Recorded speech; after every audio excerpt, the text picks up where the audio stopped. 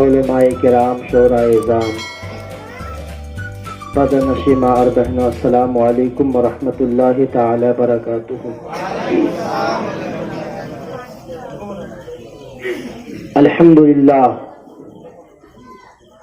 الحمد لولیہ والصلاة علی نبیہ وعلى آلہ واصحابہ متعددین بآدابہ، اما بعد، فاعوذ باللہ من الشیطان الرجیم، بسم اللہ الرحمن الرحیم، ولا تقولوا لمن يقتل في سبيل الله اموات بل احیاء ولكن لا تشعرون۔ آمنت باللہ صدق اللہ العظیم وصدق رسولہ النبی الامین المتین المبین الکریم، ونحن على ذلك لمن الشاہدین والشاکرین والحمد للہ رب العالمین۔ حضرات، آپ حضرات مجھ سے پیشتر شاعر اہل سنت جناب حسان محمد صاحب اور شاعر اہل سنت جناب مولانا منیر الاسلام صاحب اور دیگر شعراء اعظام باہر سے آئے ہوئے مہمان جناب عبد القیوم ضیائی صاحب اور مدرسہ دارالعلوم غوث اعظم کے متعلم، آپ حضرات کے سامنے نعت و منقبت وغیرہ سنائے ہیں، آپ حضرات نے سماعت کیا۔ بس میں بھی آپ حضرات کے سامنے کچھ دیر کے لیے حاضر ہو گیا ہوں۔ اس کے بعد صلاۃ و سلام ہوگا، بیٹھ کے رہو، کوئی اٹھو گے نہیں، محبت سے سنو۔ حضرات، میں بھی آپ حضرات کا مہمان ہوں اور یہ پہلا اتفاق ہے، زیادہ دیر آپ حضرات کا وقت نہیں لوں گا، کیونکہ آپ حضرات سمجھ رہے ہیں کہ آپ حضرات بھوکے ہیں اور میں پیٹ بھر کے آیا ہوں۔ ایسا نہیں ہے، سارے لوگ بھوکے ہیں تو میں بھی بھوکا ہوں، اور ساتھ میں ایک جگہ تقریر کر کے پھر یہاں آیا ہوں، تو اب آپ حضرات سمجھ سکتے ہیں میرے حالات کو۔ تو بس یقین جانیے کہ حقیقت بات ہے کہ امام حسین کی محبت میں ہم اور آپ جی رہے ہیں۔ تو حضرات، آئیے بلا کسی تاخیر کچھ سننے اور سنانے سے پیشتر درود پاک پڑھیں۔ اللہم صلی علی سیدنا مولانا محمد وعلی آلہ وصحبہ بارک وسلم، یا حبیب اللہ صلی اللہ تعالی علیہ وسلم۔ حضرات، شاعر کہتا ہے کلمہ توحید ہے تیری شہادت اے حسین، کہیں سبحان اللہ۔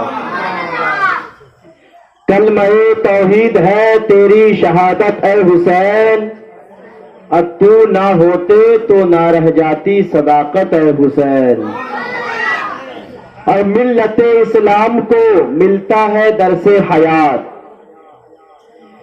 ملت اسلام کو ملتا ہے درس حیات، کیسے بھولے ہم تیرا یوم شہادت اے حسین، کیسے بھولے ہم تیرا یوم شہادت اے حسین، اور حال میرا کچھ بھی ہو، توجہ چاہوں، حال میرا کچھ بھی ہو، میں گنہگار ہوں، بدکار ہوں، سیاہکار ہوں، کچھ بھی ہو، لیکن میرا عقیدہ ہے یہی، حال میرا کچھ بھی ہو میرا عقیدہ ہے یہی، ارے بخشوائے گی مجھے تیری محبت اے حسین، بخشوائے گی مجھے تیری محبت اے حسین۔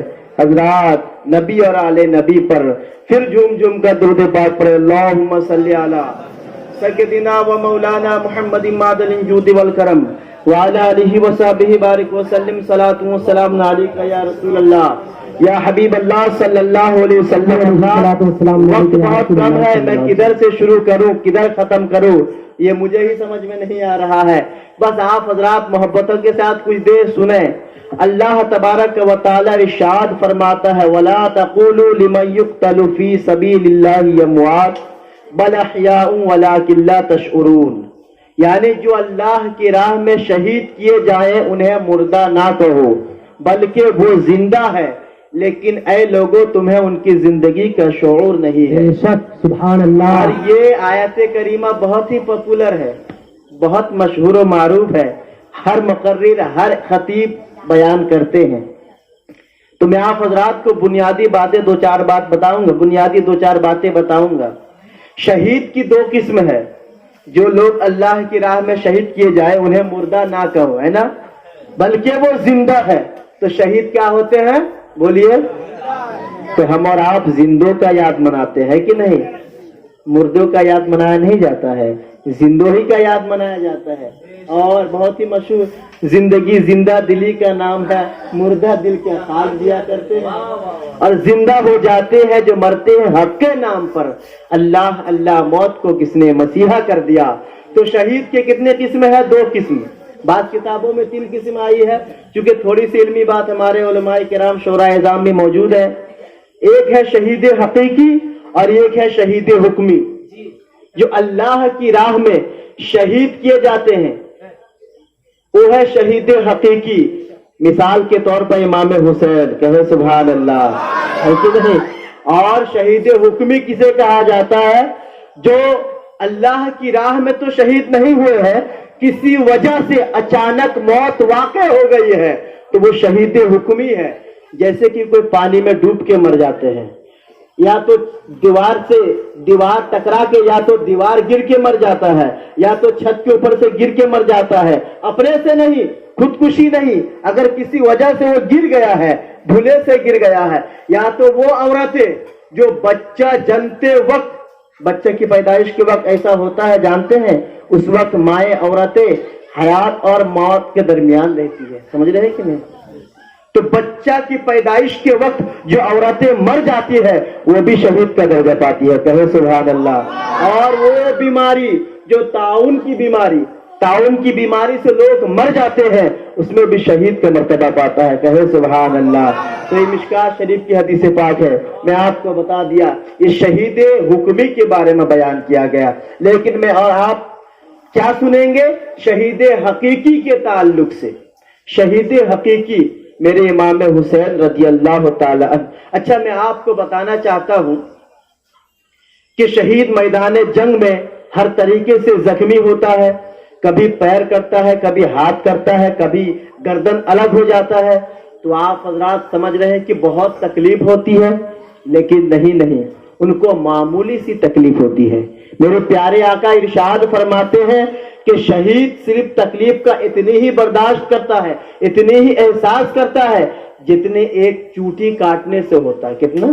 چوٹی کاٹنے سے کتنی تکلیف ہوتی ہے، اتنی ہی تکلیف کا احساس ہوتا ہے۔ اب آپ کہیں گے کیسی بات بول رہے ہیں، ایک انسان کا ہاتھ پیر کٹ جاتا ہے، ایک انسان کا گردن الگ ہو جاتا ہے، پھر کہتے ہیں کہ اتنی ہی سی تکلیف؟ میں کہوں گا ہاں اتنی ہی تکلیف۔ ارے شہید سے مراد وہ ہے جو خالص اللہ اور اس کے رسول کے لیے لڑے۔ میں آپ کو بتانا چاہتا ہوں، آپ حضرات جانتے ہیں جب ہاسپٹل میں یا ڈاکٹر خانے میں جب مریض کو جب ان کا پیٹ کاٹا جاتا ہے، آپریشن کیا جاتا ہے، ہاتھ پیر پھاڑا جاتا ہے، تو اس وقت کیا مریض کو تکلیف ہوتی ہے؟ بتائیں، تکلیف ہوتی ہے؟ تکلیف نہیں ہوتی۔ کیوں؟ اس لیے کہ بے ہوشی کا انجیکشن دیا جاتا ہے، تو بے ہوشی کے انجیکشن کی وجہ سے اس وقت اس کو تکلیف نہیں ہوتی ہے، تکلیف کا احساس نہیں ہوتا ہے۔ اب میں کہنا چاہوں گا جو اللہ اور اس کے رسول کے لیے لڑے، اللہ اس کے رسول کے لیے شہید کیے جائے، جب وہ میدان جنگ میں لڑتا ہے تو ان کی یاد، ان کا ہر وقت جو ہے دھیان اللہ اور اس کے رسول کی طرف ہوتا ہے۔ تو وہ جب جنگ میں لڑے گا، جب ان کا ہاتھ کٹے گا کیسے تکلیف ہوگی، جب پیر کٹے گا کیسے تکلیف ہوگی، جب ان کا جسم الگ ہوگا ارے کیسے تکلیف ہوگی۔ ارے تکلیف ہوتی ہے لیکن تکلیف کا احساس نہیں ہوتا۔ میں آپ کو اور بھی آگے بڑھاتا چلوں، ذرا توجہ چاہوں گا، اور بھی آگے بڑھاتا چلوں۔ حضرت یوسف کے بارے میں آپ حضرات نے سنا ہے، ایک نبی ہے، اور حضرت زلیخا کے بارے میں سنا ہے۔ حضرت یوسف سے حضرت زلیخا کس قدر محبت کرتے تھے یہ آپ حضرات سب جانتے ہیں. اور یہ دنیاوی محبت نہیں, آج کل جو لڑکی لڑکا کرتے ایسا نہیں, بلکہ حقیقی محبت, سچی محبت جو حضرت زلیخا حضرت یوسف سے کرتی تھی. تو میں آپ کو کہنا چاہوں گا,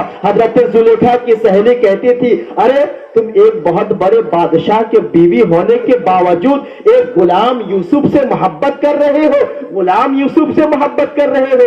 اتنے میں حضرت زلیخا کہنے لگی, تم نے میرا یوسف کو دیکھا نہیں ہے. ادھر ان عورتوں کو بلاتی ہے, بلانے کے بعد دسترخوان بچھا دیتی ہے, بچھانے کے بعد ہر ایک کو چھری دے دیتی ہے اور پھل کاٹنے کو دے دیتی ہے. ادھر حضرت یوسف علیہ السلام کی بارگاہ میں حاضر ہوتی ہے اور کہتی ہے, اے میرے سرتاج, آپ کم از کم ایک مرتبہ ان عورتوں کے پاس سے گزر جائے. تو جب ان عورتیں چھری میں لیبو کاٹتی ہے تو وہ حضرت یوسف علیہ السلام اس راستے سے گزر رہے ہیں. ادھر عورتیں چھری میں لیبو کاٹ رہی ہے, چاقو میں لیبو کاٹ رہی ہے, پھل کاٹ رہی ہے, اور ادھر حضرت یوسف علیہ السلام گزر رہے ہیں. تو وہ عورتیں جب حضرت یوسف علیہ السلام کے حسین و جمیل چہرہ کو دیکھتی ہے تو دیکھتی رہ جاتی ہے, دیکھتی رہ جاتی ہے.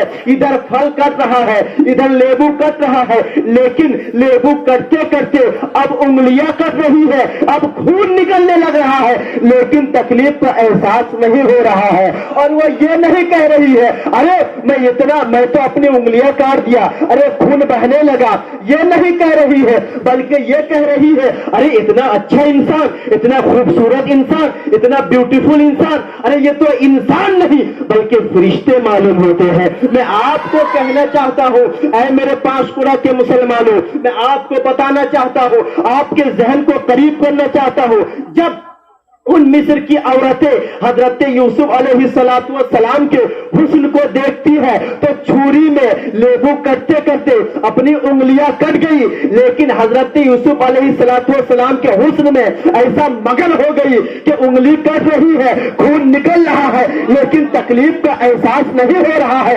اب میں کہنا چاہوں گا, ارے جب ایک شہید میدان کربلا میں لڑتا ہے, جب ایک شہید میدان میں جنگ کرتا ہے, تو جب رسول اللہ کا چہرہ نظر آتا ہے, جب پیارے آقا کا چہرہ نظر آتا ہے, تو شہید اس وقت ان کا ہاتھ کرتا ہے پتہ نہیں چلتا ہے, بازو کرتا ہے پتہ نہیں چلتا ہے, اور تمام بھر کر جاتا ہے, جسم میں نیزے چلتے ہیں پتہ نہیں چلتا ہے. میں کہنا چاہوں گا, ارے یوسف علیہ السلام کے حسن میں اتنی مگن ہو جاتی ہے, ان کا چہرہ اتنا خوبصورت ہے کہ مگن ہو جاتی ہے, ان کے انگلی سے خون بہنے لگتا ہے, پتہ نہیں چلتا. ارے میرے پیارے آقا کا چہرہ تو چاند سے بھی زیادہ روشن ہے, سورج سے بھی زیادہ روشن ہے. ارے اللہ کا دیدار کرے اور شہید میدان میں کٹ جائے تو انہیں تکلیف کا احساس تک نہیں ہوتا. نعرہ تکبیر,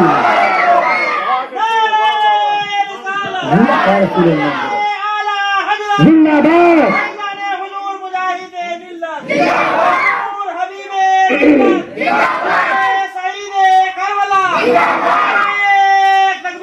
اللہ اکبر, یا رسول اللہ, واہ سبحان اللہ. جنت میں جتنی بھی نعمتیں ہیں وہ شہید وہ نعمتیں کھائیں گے اس کے بعد, لیکن جو شہید ہونا ہے میدان کربلا میں وہ نعمتیں سب سے جدا ہے. ارے شہید تو یہی تمنا کرتا ہے, جزاک اللہ خیر, اللہ تعالیٰ آپ کو برکت دے. شہید تو یہی تمنا کرتا ہے, ارے ایک جان کیا اگر کروڑوں جان ہو تو ایک ایک کر کے اللہ کی راہ میں قربان کرتا چلا جاؤں. سبحان اللہ. نام پر میرے امام عشق و محبت نے کیا ہی خوب ارشاد فرمایا, ارے کرو تیرے نام پہ جا فدا, نہ بس ایک جا دو جہاں فدا, ارے دو جہاں سے بھی نہیں ہے جی بھرا, کرو کیا کروڑوں جہاں نہیں, کرو کیا کروڑوں جہاں نہیں. ارے کروڑوں جہان ہو تو ایک ایک کر کے اللہ کی راہ میں شہید کرتا چلا جاؤں. تو حضرات محترم, یہ ہے شہید کے بارے میں. اب شہید اعظم کون ہے میرے حضرت امام حسین رضی اللہ تعالیٰ عنہ ہو۔ میں آپ کو کہنا چاہوں گا، آپ تفاسیر و حدیث کی کتابوں کو دیکھیں، جتنے بھی حدیث کی کتابیں ہیں، بخاری ہو، مسلم ہو، ابن ماجہ ہو، نسائی ہو، ابو داؤد ہو، جتنی بھی کتابیں ہیں، تمام کتابوں میں انہی دونوں شہزادوں کا ضرور تذکرہ ملتا ہے۔ حضرت امام حسن کا، امام حسین کا ضرور تذکرہ ملتا ہے۔ حضرات میں آپ حضرات کو بات چھوڑ کے بیان کر رہا ہوں، چونکہ ایک طرف سے وقت نہیں ہے۔ میں آپ کو کہنا چاہوں گا، تمام کتابوں میں انہی دونوں شہزادوں کا تذکرہ ملتا ہے۔ جس طریقے سے اللہ تبارک و تعالیٰ کے جلوے کو دیکھنا ہو تو جمال مصطفیٰ میں نظر آ جاتا ہے، اسی طریقے سے جمال مصطفیٰ کو دیکھنا ہو تو حسنین کریمین کو دیکھ لو، جمال مصطفیٰ کا جلوہ نظر آ جاتا ہے۔ اسی لیے رسول اللہ صلی اللہ تعالی علیہ وسلم کے وصال ظاہری کے بعد جب صحابی رسول اللہ کے دیدار کے لیے تڑپتے تھے، ترستے تھے، تو انہی دونوں شہزادے کو، انہی دونوں نواسے کو کھڑا کر کے جمال مصطفیٰ کا نظارہ کر لیا کرتے تھے، اس لیے کہ ایک سر سے لے کر سینے تک مشابہ ہے اور ایک سینے سے لے کر پیر تک مشابہ ہے۔ اس لیے جب نبی صلی اللہ تعالی علیہ وسلم کے وصال ظاہری کے بعد جب صحابی رسول دیدار کے لیے تڑپتے تھے، ترستے تھے، تو انہی دونوں نواسے کو کھڑا کر کے جمال مصطفیٰ کا نظارہ کر لیا کرتے تھے۔ اسی لیے میں حقیقت کی بنیاد پہ، عقیدت کی بنیاد پہ یہی کہنا چاہتا ہوں، جب نانا ہو سید الانبیاء، جب نانی ہو خدیجۃ الکبریٰ، جب باپ ہو سید الاولیاء، جب ماں ہو خاتون جنت، تو بیٹے پیدا ہوتے ہیں سید الشہداء۔ ارے نبی کا نور، علی کا خون، فاطمہ کا دودھ جب ایک جگہ جم جاتا ہے تو بنتے ہیں حسن، بنتے ہیں حسین۔ اسی کو میرے امام عشق و محبت نے کیا ہی خوب ارشاد فرمایا، یا رسول اللہ تیری نسل پاک میں ہے بچہ بچہ نور کا، تیری نسل پاک میں ہے بچہ بچہ نور کا، اور تو ہے عین نور تیرا، سب گھرانہ نور کا۔ تکبیر، نعرہ رسالت، نعرہ رسالت، ذکر شہداء کربلا، ذکر شہداء کربلا، نعرہ حیدری، نعرہ حیدری، نعرہ حیدری، نعرہ تکبیر۔ سبحان اللہ، سبحان اللہ۔ پاک میں ہے بچہ بچہ نور کا، ارے تو ہے عین نور تیرا، سب گھرانہ نور کا، سب گھرانہ نور کا۔ یہ امام حسین اور امام حسن کی شان ہے۔ میں آپ حضرات کو جتنے بھی بیان کروں، ارے تو دلوں پہ اثر ہوتا ہے، دلوں پہ۔ اگر کوئی رونا بھی نہیں چاہتا ہے، اگر کسی کا دل اگر وہ پتھر کا بھی ہو پھر بھی موم بن جاتا ہے۔ اگر آپ حضرات صحیح سے محبت سے امام حسین امام حسن پنجتن پاک کی اگر یاد منائیں گے تو یقیناً آپ کی زندگی بھی سنور جائے گی اور آپ کی خوابی بھی سنور جائے گی۔ سبحان اللہ۔ اور آگے بڑھتا چلوں، میں آپ کو بتانا چاہتا ہوں، ایک مرتبہ میرے پیارے آقا سید عالم صلی اللہ علیہ وسلم سیدہ فاطمہ الزہرا کے پاس موجود ہے اور امام حسن حسین چھوٹے چھوٹے، توجہ چاہوں گا، امام حسن حسین چھوٹے چھوٹے، میرے پیارے آقا سید عالم صلی اللہ تعالی علیہ وسلم امام حسین رضی اللہ تعالیٰ عنہ کے گود میں لے کے محبت کر رہے ہیں، اور ایک بازو پہ حضور صلی اللہ علیہ وسلم کے اپنے بیٹے حضرت ابراہیم رضی اللہ تعالیٰ عنہ کو گود میں لے کے محبت کر رہے ہیں۔ میرے پیارے آقا کے 3 بیٹے تھے، حضرت ابراہیم، حضرت قاسم، حضرت عبداللہ، ہے نا، 3 بیٹے۔ کیونکہ یہ ہسٹری والی بات بھی آپ حضرات کو جاننی چاہیے، تو 3 بیٹے اور تینوں کا بچپنا میں انتقال ہو گیا، تینوں ہی کا بچپنا میں انتقال ہو گیا۔ تو میرے پیارے آقا سید عالم صلی اللہ علیہ وسلم دونوں شہزادے کو محبت کر رہے ہیں گود میں لے کے، کبھی اپنے نواسے امام حسین سے پیار کر رہے ہیں اور کبھی اپنے بیٹے حضرت ابراہیم سے پیار کر رہے ہیں۔ سبحان اللہ۔ بلفظ دیگر یوں سمجھ لیجئے، کبھی اپنے بچے سے پیار کر رہے ہیں اور کبھی اپنی فاطمہ یعنی اپنی بچی کے بچے امام حسین سے محبت کر رہے ہیں۔ سبحان اللہ۔ دونوں کو اپنے آغوش رحمت میں لیے ہوئے ہیں، آغوش आगोश रहमत में लिए हुए हैं। इतने में खुशियों कि जहां आबाद है जाने कायनात को खुश देखकर कायनात खुश है, परिंदे मुस्कुरा रहे हैं, हूरें मुस्कुरा रहे हैं। इसी आलम वजद कैफ में हजरत जिब्रील अमी हाजिर हो जाते हैं। तवज्जो चाहूंगा, हजरत जिब्रील अमी हाजिर हो जाते हैं, होने के बाद बैठ जाते हैं। मेरे प्यारे आका इरशाद फरमाते हो, या रसूल, प्यारे आका इरशाद फरमाते, जिब्रील कैसे आए हो, क्या बात है? हजरत जिब्रील अलैहिस्सलातु वस्सलाम खामोश है, कैसे आए हो, क्या बात है? तो हजरत जिब्रील अमी अर्ज करने लगते हैं, या रसूल अल्लाह, रब ने भेजा है, अल्लाह ने भेजा है, बताओ जिब्रील क्या बात है? कि या रसूल अल्लाह, ये दोनों बेटे एक वक्त में आपके पास जमा नहीं हो सकते। दोनों बेटे से मुराद कौन है? आप हजरात बताएं, बताएं। हजरत इमाम हुसैन और हजरत कौन? इब्राहिम, जो हुजूर सल्लल्लाहु अलैहि वसल्लम के बेटे, दोनों छोटे छोटे थे। तो दोनों बेटे एक वक्त में, ए बच्चा बाबू रुक जाओ थोड़ा, कुछ ज्यादा नहीं, 5 मिनट। दोनों बेटे एक वक्त में जमा नहीं हो सकते, हजरत जिब्रील अमी फरमा रहे हैं। तो मेरे प्यारे आका इरशाद फरमाते हैं, बताओ जिब्राइल, किसे अपने रब की बारगाह में वापस करनी है? तो हजरत जिब्रील अमी अर्ज करते, या रसूल अल्लाह, ये आपकी मर्जी पे छोड़ दिया गया, आप जिसे चाहे अपने रब की बारगाह में वापस करें। आप चाहे हजरत इब्राहिम को रब की बारगाह में वापस करें या हजरत इमाम हुसैन को रब की बारगाह में वापस करें, आपकी मर्जी पे छोड़ दिया गया। या रसूल अल्लाह, ये आपकी मर्जी पे छोड़ दिया गया। तो मेरे प्यारे आका के प्यारे दीवानों, इतने में मेरे प्यारे आका इरशाद फरमाते हैं कि मैं अपने नवासे हुसैन को अल्लाह की बारगाह में वापस करके अपनी बेटी फातिमा का गम बर्दाश्त नहीं कर सकता, चुनांचे अपने बेटे इब्राहिम को अल्लाह की बारगाह में वापस कर देता हूँ, अल्लाह की बारगाह में वापस कर देता हूँ। इसके 3 दिन के बाद हजरत इब्राहिम रज़ियल्लाहु ताला अन्हु का विसाल हो जाता है, विसाल हो जाता है, दुनिया से चले जाते हैं। उसके बाद जब भी मेरे प्यारे आका सय्यद आलम सल्लल्लाहु ताला अलैहि वसल्लम तशरीफ लाने के बाद अपने नवासे इमाम हुसैन को गोद में लेने के बाद पेशानी चूम के ये फरमाते, मैं अपने नवासे के खातिर अपने बच्चे इब्राहिम को कुर्बान कर दिया, इब्राहिम को अल्लाह की बारगाह में वापस कर दिया।